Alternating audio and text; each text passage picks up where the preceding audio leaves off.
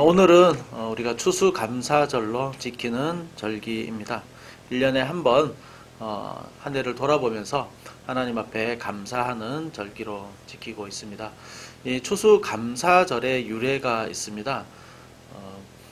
미국에 이제 정착하기 시작한 영국 청교도 성도들이 미국에 1623년에 처음 정착해서 지킨 절기인 거죠. 이 시작은 유래는 이렇습니다. 1620년입니다. 영국에서 이제 카톨릭의 핍박을 피해서 신대륙으로 이주한 사람들이 있었죠. 일명 청교도라고 불리는 사람들입니다. 이분들이 146명이 있었는데요. 180톤급의 아주 작은 배 메이플라워를 타고 117일 걸려서 대서양을 건너오죠. 그래서 미국 동부 플리머스 해안에 겨울날 도착을 합니다. 처음 도착을 했을 때 춥고 또 배고픔 때문에 146명 중에 44명이 첫 해에 죽게 됩니다. 자유롭게 신앙생활하고 싶어서 떠나왔는데 뜻하지 않게 열악한 환경 때문에 많은 사람들이 죽게 되죠. 그래도 절망하지 않고 농사를 짓고 집도 짓습니다. 그리고 3년 후에 처음 수확을 합니다. 그때가 1623년 11월 29일 목요일입니다. 이때 처음 수확을 기념하고 감사해서 브래퍼드 목사님의 인도로 감사절을 정하고 이 절기를 지키자고 이제 공포를 하게 되죠. 이때 신앙 이야기에서 이렇게 전해오는 이야기에 따르면은 이 예배 때 7가지를 감사했다고 합니다. 7가지가 무엇이냐면 첫 번째는 180톤 밖에 안 되는 작은 배라도 주셔서 감사합니다. 두 번째는 평균 시속 2마일로 항해했지만 117일 동안 전진할 수 있어서 감사합니다. 세 번째는 항해 중에 2사람이 죽었지만 한 아이가 태어나서 감사합니다. 네 번째는 폭풍 때문에 큰 도시 부러졌지만 파손되지 않아서 감사합니다. 다섯 번째는 여자 몇 명이 심한 파도에 휩쓸렸지만 모두 구출될 수 있어서 감사합니다. 여섯 번째는 인디언들의 방해로 상륙할 곳을 찾지 못해서 한 달 동안 표류했지만 결국 호의적인 원주민이 사는 곳에 상륙하게 해주셔서 감사합니다. 일곱 번째는 고통스러운 3개월 반 동안의 항해 도중에 한 사람도 돌아가자고 말한 사람이 없어서 감사합니다. 이렇게 7가지로 감사했다고 하죠. 그리고 이후로 이제 링컨 대통령이 이 감사절을 국경일로 정해서 지금 미국에서는 아주 중요한 또 공휴일이면서 우리나라의 명절 같은 이제 날이죠. 그래서 우리나라의 선교사가 들어오면서 이 절기를 중요하게 지키면서 우리나라의 추수감사절도 중요한 절기로 지키게 되었습니다. 오늘 고린도전서에 우리 말씀을 읽었는데요. 이 고린도전서 말씀도 좀 비슷합니다. 고린도전서라는 성경은 사도 바울이 고린도 교회에 편지를 쓴 내용이죠. 근데 고린도 교회라는 곳은 신약 성경에 나오는 교회 중에 아마 가장 문제가 많았던 교회로 볼 수 있는 교회입니다. 이 고린도 전 후서를 다 종합해서 보면 이 고린도 교회에 11가지의 문제가 있었습니다. 이 11가지의 문제를 가지고 사도 바울이 권면하기도 하고 책망하기도 하고 복음을 다시 설명하는 계기로 삼았었죠. 이 11가지의 문제가 어떤 문제였냐면 대표적인 것이 고린도전서 제일 앞장에 3장까지 나오는 내용이 무엇이냐면 서로 당파를 짓고 서로 그 교회 안에 분리가 되어 있었던 문제입니다. 나는 게바에게로다, 나는 아볼로에게로다, 나는 그리스도에게로다, 나는 바울에게로다. 지도자에 따라서 당파가 다 이렇게 나눠져 있었습니다. 그리고 교회 안에 서로 송사의 문제, 서로 고발하는, 법정에 고발하는 문제도 있었고요. 은사 때문에 서로 시기 질투, 경쟁하고 예배의 질서가 엉망이 되는 문제들도 있었고요. 또 결혼의 문제, 또 우상에게 바친 재물을 먹는 문제, 성만찬의 문제, 부활을 잘못 이해한 문제, 또 헌금의 문제, 정말 많은 문제들이 도사리고 있는 교회였습니다. 그런데 이런 교회를 향해서 사도 바울이 1장 제일 앞부분에 편지를 쓰면서 무슨 얘기를 하고 있냐면 조금 전에 이 4절에서 내용을 이제 고린도 교회랑 내용을 처음 시작을 합니다. 처음 시작하면서 뭐라고 이야기를 하고 있냐면 그리스도 예수 안에서 너희에게 주신 하나님의 은혜로 말미암아 내가 너희를 위해서 항상 하나님께 감사하노니. 너무 심각하고 너무나도 상처가 되는 문제들을 많이 안고 있는 교회지만 사도 바울은 이 고린도 교회를 향해서 내가 항상 너희들을 생각하면서 감사하고 있다라고 먼저 고백을 하고 편지를 시작하고 있습니다. 감사는 우리가 좋고 또 기분이 좋고 좋은 일이 있을 때 감사를 하죠. 그렇지만 이 고린도 교회를 향한 사도 바울의 편지는 굉장히 고단하고 힘들고 심지어 사도 바울의 그 사도성까지 아주 심각하게 8가지를 공격한 내용이 고린도 후서의 내용인데 이런 내용까지 다 알고 있으면서 먼저 아주 항상 감사합니다로 시작을 하고 있습니다. 굉장히 힘든 상황이었지만 감사로 시작을 하고 있는 것이죠. 그래서 우리가 오늘 말씀에서 2가지를 한번 살펴보고자 하는 것은 어떻게 힘든 중에도 감사할 수 있는가라는 것입니다. 첫 번째는 하나님의 은혜를 기억할 때 우리는 감사할 수 있습니다. 항상 감사합니다 하고 시작을 하고 5절, 6절, 7절에 4가지의 감사가 나옵니다. 5절에는 뭐라고 그러냐면 너에게 온갖 언변과 지식의 풍족함에 대한 감사, 이로 인한 6절에 그리스도의 증거가 견고하게 되는 감사, 그리고 7절에서 너에게 은사가 부족함이 없다에 대한 감사, 이로 인한 7절에서의 예수 그리스도의 나타남을 너희들이 기다리는구나 라고 하는 4번째의 감사입니다. 이것을 다시 요약을 하면 5절과 7절의 2가지 감사로 요약을 할 수 있습니다. 너에게 온갖 언변과 지식에 풍족하구나. 두 번째는 은사에 부족함이 없구나. 이것이 대표적인 큰 감사였습니다. 그런데 이 2가지 감사는 좀 반대로 이 고린도 전서의 아주 많은 부분을 차지하는 고린도 교회의 매우 심각한 문제였습니다. 5절에 보면 온갖 언변과 지식에 풍족한 것. 이것은 감사의 제목이면서 동시에 이제 10절에서 이어지는 교회 안에서의 당파와 분쟁이 일어나게 된 아주 중요한 원인이었습니다. 11절에서 너희 가운데 분쟁이 있다 하면서 12절에 나는 바울, 아볼로, 게바, 그리스도에게 속한 자다. 이 원인이 뭐냐면 3장에서 2장과 3장, 1장 포함해서요 자주 나오는 단어가 뭐냐면 지혜라는 말이 나오는데 이게 무슨 말이냐면 이 분쟁의 아주 중요한 이유가 바로 세상의 지혜의 문제였습니다. 이 당시에 사회적으로 소피스트라는 사람들이 아주 활동을 열심히 하고 있었습니다. 이 사람들은 지금으로 치면은 연설가 또 언변가, 가르치는 사람인데요. 소피스트는 지혜를 사랑하는 사람. 그래서 필라소피 철학이라는 말이 이 말에서 이제 나온 거죠.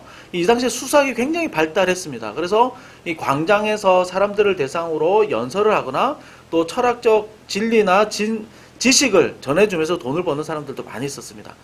이런 사회적인 영향력이 교회 안에서 고스란히 영향을 받아서 이 교회 안에서도 얼마나 지식과 언변이 좋으냐, 풍성하냐에 따라서 사람들이 몰리기 시작한 것이죠. 아, 게바가 성경 지식이 많더라. 게바가 참 말을 잘하더라. 언변에 아주 능하더라. 아니다. 바울이 훨씬 더 뛰어나더라. 아니다. 아볼로가 원래 구약에 대해서는 탁월하지. 아니다. 그리스도에게 속했던 예수님을 직접 본 제자들이 정말 탁월한 사람들이야. 라고 서로의 언변과 지식에 따라서 얼마나 세상의 지혜가 풍성하냐의 그 관점에 따라서 이렇게 나눠져 버렸다는 겁니다. 이거는 굉장히 큰 문제거리였습니다. 사도 바울이 고린도 교회를 세웠는데요. 교회를 세운 사도 바울의 입장에서 너무 속이 상할 수도 있죠. 답답할 수도 있습니다. 그래서 2장 3장에 보면 세상의 지혜가 아니라 복음만이 지혜이다. 하나님의 지혜는 복음이다. 예수 그리스도의 십자가의 도가 지혜이다. 이것은 멸망당하는 자들에게는 미련하게 보일 수 있다. 세상 지혜를 쫓는 사람들의 미련하게 보일 수 있지만 이것은 하나님의 지혜다. 라고 하면서 복음을 강력하게 변증을 하고 있습니다. 그리고 4장부터는 사도 바울이 실제로 내가 너희들에게 전한 이 복음이라는 것은 말의 지혜로 하지 않았다. 말의 지혜로 너희들을 설득해서 너희 예수님 믿게 하게 한 것이 아니지 않느냐. 복음을 위해서 내가 너희를 위해서 헌신하고 고생하고 핍박받는 거 너희들이 보지 않았느냐. 예수 그리스도를 믿는 믿음으로 살아낸 나의 이 헌신과 수고를 보아라. 그리고 이것을 위해서 다른 것은 다 버리고 십자가의 도만 전하는 나의 이 전했던 너희들에게 복음을 전했던 이 모습을 보아라라고 자신의 삶을 통해서 또 복음의 진실로 무엇인가에 대해서 변증으로 이 사람들을 다시 한 번 더 말씀 앞에 세우고 설득하고 있는 것이죠. 이 언변과 지식의 풍성한 것은 한편으로는 엄청난 분쟁과 걸림돌이었지만 또 다른 한편으로는 사도 바울이 생각할 때 이 자체는 하나님 앞에 너무나 감사할 제목이었다는 겁니다. 똑같은 언변과 지식이지만 이것은 불평거리일 수도 있고 문제거리일 수도 있습니다. 심각한 교회의 문제를 일으킨 원인이 될 수도 있습니다. 그러나 다른 한편으로 보면 이것은 하나님께서 주신 것이기 때문에 지혜이기 때문에 이것은 너무나도 감사한 제목이었던 거죠. 그래서 성경에서 감사라는 것이 무엇일까요? 성경에서 말하는 감사라는 것은 뭐 조건부 감사, 무조건 뭐 조건 없는 감사 뭐 이렇게도 이야기를 하고 있지만 성경에서 말하는 감사라는 것은 우리의 입장에서 사실을 바라보는 것이 아니라 하나님의 입장에서 사실을 바라보는 것입니다. 하나님의 마음으로 바라볼 때 우리에게 일어난 사소한 일들 혹은 불편한 일들이 때로는 감사의 제목이 될 수 있다는 겁니다. 사람이 사람을 볼 때 늘 감사한 것만 찾기는 힘들죠. 좋은 것만 찾기 힘들죠. 참 허물이 많이 보입니다. 아무리 좋은 관계라 하더라도 시간이 지나면 단점들이 계속 눈에 들어오기 시작합니다. 단점과 허물을 찾기 시작하면 그 사람 안에서 얼마나 많이 찾을 수 있겠습니까? 그렇지만 좋은 점을 찾는다면 또 좋은 점도 엄청나게 많이 있죠. 얼마든지 찾을 수 있습니다. 하나님 앞에서의 감사가 그렇습니다. 하나님의 눈으로 우리에게 일어난 일들과 내 자신과 내 안에 있는 믿음과 나의 존재를 바라보는 것이죠. 하나님의 마음으로 보는 것입니다. 그래서 에베소서에서는 사도 바울이 이렇게 기도하라고 이야기를 하죠. 너희의 마음의 눈을 밝히사. 마음의 눈이라는 것도 있습니다. 마음의 눈을 열어서 하나님의 시각으로 모든 것을 바라보는 것이죠. 사람의 눈으로 보는 것은 비교하게 됩니다. 욕심을 가지면서 계속 보게 됩니다. 더 좋고 더 많고 더 화려한 것을 찾고 또 비교하면서 또 스스로 또 힘들어하죠. 그러나 하나님의 눈으로 보게 되면 우리 가까이 있는 사람들이 다 감사의 제목이죠. 때로는 힘든 순간과 힘든 어려운 일도 감사의 눈으로 볼 수 있습니다. 우리에게 일어난 모든 일이, 심지어 모든 일까지, 내가 호흡하는 일까지 이것은 하나님의 은혜로 내가 살아가고 있음을 고백하게 될 겁니다. 인간의 눈이 아니라 하나님의 눈으로 본다면. 나에게 호흡 주시고 생명 주시고 걸어 다닐 수 있고 일할 수 있고 말할 수 있고 이 모든 것이 하나님의 은혜다라고 고백할 수 있는 거죠. 지금 가까이 있는 우리 가족을 만난 것도 남편과 아내를 만난 것도 이것이 다 하나님의 은혜다. 가정을 이루게 하신 것도 짝지어 주신 것도 하나님이시기 때문에 이것도 하나님의 은혜다라고 우리는 고백할 수 있는 겁니다. 더 나아가서 우리에게 영원한 생명을 주신 것, 우리에게 믿음을 허락하셔서 영원한 생명을 가지고 하나님을 소망할 수 있게 된 것, 또 기도할 수 있게 된 것, 이것조차도 너무나도 큰 은혜인 것이죠. 그래서 어려운 환경일지라도 우리가 감사할 수 있는 능력이라는 것은 이 모든 것을 인간의 눈이 아니라 나의 사람의 시각으로 보는 것이 아니라 하나님의 눈으로 볼 때 우리에게 닥치는 어려운 일들이라도 불평의 제목이라도 다시 감사의 제목으로 바뀔 수 있음을 여러분 꼭 믿으시기 바랍니다. 힘든 중에 어떻게 감사할 수 있을까? 두 번째는 예수 그리스도 안에 있을 때입니다. 고린도 교회의 지금 두 번째 문제, 심각한 문제 중에 하나 뭐였냐면 아까 7절에 얘기했던 모든 은사의 부자함이 없이라고 하는 문제였습니다. 은사는 좋은 것이죠. 하나님께서 뭐 다양하게 우리의 재능과 기질과 또 하나님 특별히 주신 은혜를 통해서 교회를 세울 수 있도록 이 은사를 허락해 주셨습니다. 그러니까 그리스도와 우리가 연합이 되었죠. 오늘 세례를 또 받겠지만 세례를 받으면서 그리스도와 연합됨으로 성령 하나님 우리에게 오십니다. 성령 하나님이 오시기 때문에 같은 성령이 계셔서 우리를 연합하게 하시고 하나 되게 하십니다. 그리스도와의 연합으로 시작된 이 교제가 파생적인 교제로 이어집니다. 이 파생적인 교제 가운데서 은사가 드러나게 돼서 이 은사로 몸된 교회를 세우게 하십니다. 기도하게 하시고 말씀을 전하게 하시고 전도하게 하시고 섬기게 하시고 봉사하게 하시는 여러 은사들로 몸된 교회를 세워 나가게 하시죠. 이것은 그리스도와의 연합, 또 내 안에 계신 성령을 통해서 이루어지게 되는 것이죠. 이것이 은사입니다.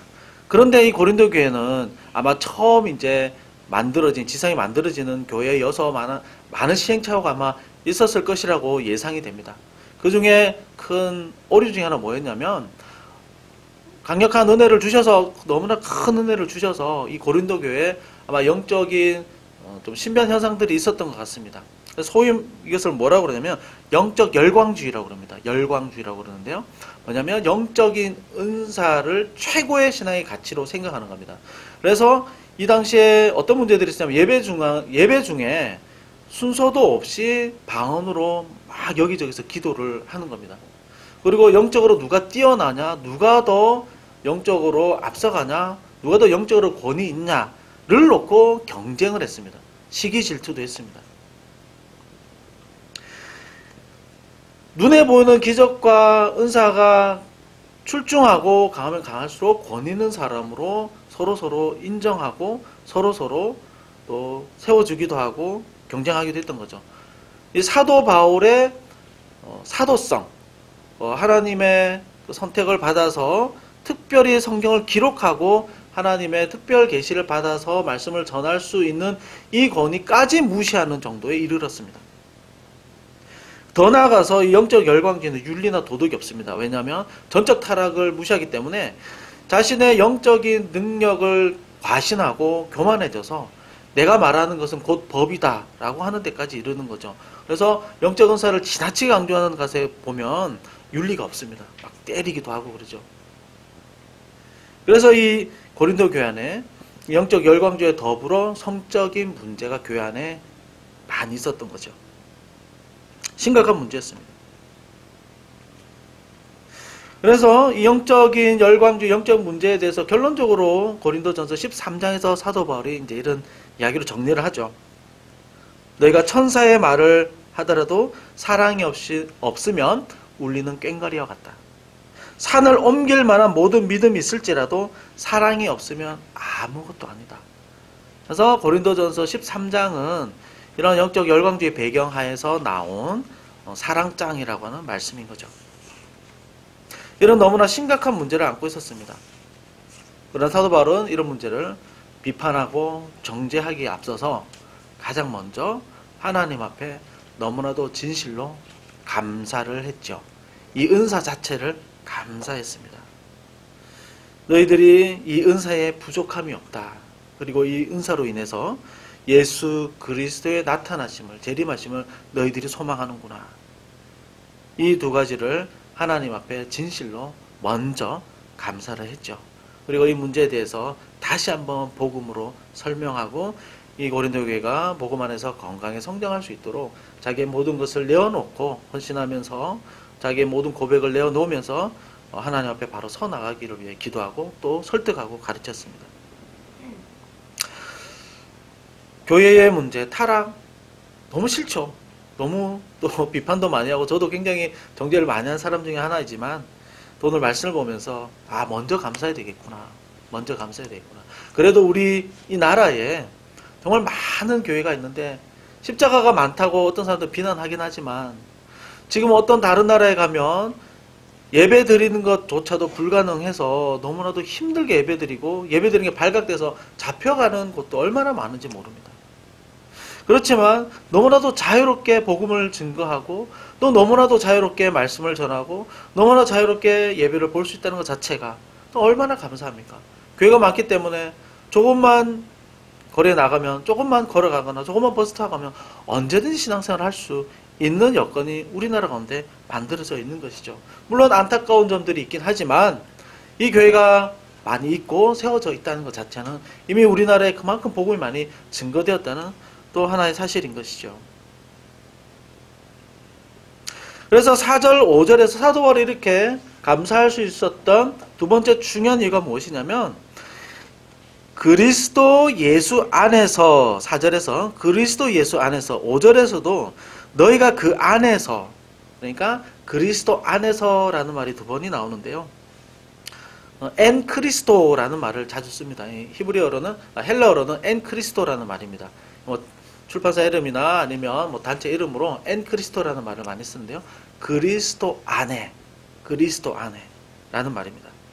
그러니까 4절에서 아까 하나님의 은혜로 이 사실들을 바라봤죠. 그런데 하나님의 은혜를 깨닫기 위해서는 무엇이 필요할까요? 그것은 그리스도 예수 안에 있을 때. 하나님 은혜보다 조금 더 먼저 선행되는 것은 그리스도 예수 안에 있을 때입니다. 그 안에 있을 때 하나님의 사랑과 하나님의 은혜를 우리가 더 깊이 알 수 있는 것이죠. 그러면 그리스도 예수 안에 있다는 것은 무엇일까요? 그리스도 안에 있다는 것은 무엇일까요? 그것은 내가 그리스도의 피로 값주고 사신 자녀 되었다는 사실을 늘 기억하고 있지 않는 것입니다. 내 안에 예수님이 살아계신다는 것을 잊지 않는 것입니다. 성령이 아니고서는 예수님을 주라고 할 수 없다고 고린도전서 12장에 말씀을 하고 있습니다. 내가 살아가는 것은 내 힘으로 사는 것이 아니라 이제 예수 그리스도의 힘으로 우리가 살아가는 것입니다. 우리는 자주 잊어버리죠. 그렇지만 늘 우리가 호흡하면서 살아가면서 내 안에 예수 그리스도가 계심으로 내가 살아가고 있습니다. 예수 그리스도가 나에게 새 생명 주셔서 내가 지금 살아가고 있습니다. 늘 우리는 이 사실을 기억하고 늘 고백할 수 있어야 합니다. 그리스도 안에와 관련해서 우리는 이 말씀을 항상 기억하면 좋겠습니다. 갈라디아서 2장 20절의 말씀이죠. 내가 그리스도와 함께 십자가에 못 박혔나니 그런즉 이제는 내가 산 것이 아니요 내 안에 그리스도께서 사신 것이라. 이제 내가 육체 가운데 사는 것은 나를 사랑하사 나를 위하여 그 아들을 믿는 믿음 안에서 내가 사는 것이라. 나를 사랑하사 나를 위하여 자기 몸을 버리신 하나님의 아들을 믿는 믿음 안에서 사는 것이라. 그러니까 내 안에 이제 그리스도가 살아계시기 때문에 내가 지금 호흡하면서 생명을 가지고 살아가는 것이고 이 생명은 영원한 생명이라는 것을 기억하는 겁니다. 오늘도 세례를 받겠지만 오늘 세례를 받으면서 이제 이 생명이라고 하는 것은 나의 호흡이 아니라 예수 그리스도의 호흡입니다. 예수님과 연합되었기 때문에 예수님께서 내 안에 살아계셔서 나와 영원토록 함께 살아가는 것입니다. 비록 이 땅에서 죽지만 그 생명이 끝나는 것이 절대 아니라 영원한 생명으로 이어지는 것입니다. 그리스도 안에 살고 있다. 예수 그리스도 안에 살고 있다.